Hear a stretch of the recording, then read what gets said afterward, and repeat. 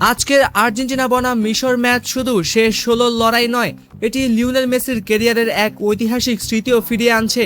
কারণ ঠিক 21 বছর আগে এই মিশরের বিপক্ষে বিশ্বকাপের মঞ্চে প্রথম গোল করেছিলেন তরুণ মেসি। 2005 অনূর্ধ্ব-20 বিশ্বকাপে প্রথম ম্যাচে যুক্তরাষ্ট্রের কাছে হেরে হতাশে ছিল আর্জেন্টিনা। সেই ম্যাচে বদলি হিসেবে নেমেও দলকে জেতাতে পারেনি মেসি, কিন্তু দ্বিতীয় ম্যাচে মিশরের বিপক্ষে প্রথমবারের মতো শুরুর একাদশে সুযোগ পান তিনি, আর সেই সুযোগে বদলে যায় সবকিছু। ম্যাচের 47তম মিনিটে হুলিও বারোসার ক্রস থেকে অসাধারণ এক গোল করে আর্জেন্টিনাকে এগিয়ে দেন মেসি। পরে পাবলো জাভেলেতার আরেক গোলে 2-0 ব্যবধানে জয় নিশ্চিত হয়। সেই ম্যাচ থেকে শুরু হয় মেসির বিশ্বকাপ ইতিহাস।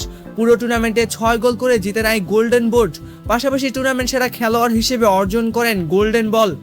ফাইনালে নাইজেরিয়ার বিপক্ষে জোড়া গোল এবং সেমিফাইনালে ব্রাজিলের বিপক্ষে গোল করে আর্জেন্টিনাকে শিরোপা জেতাতেও বড় ভূমিকা রাখেন তিনি। আজ 2 দশকেরও বেশি সময় পর আবারও বিশ্বকাপের নকআউট পর্বে মিশরের মুখোমুখি হবে আর্জেন্টিনা।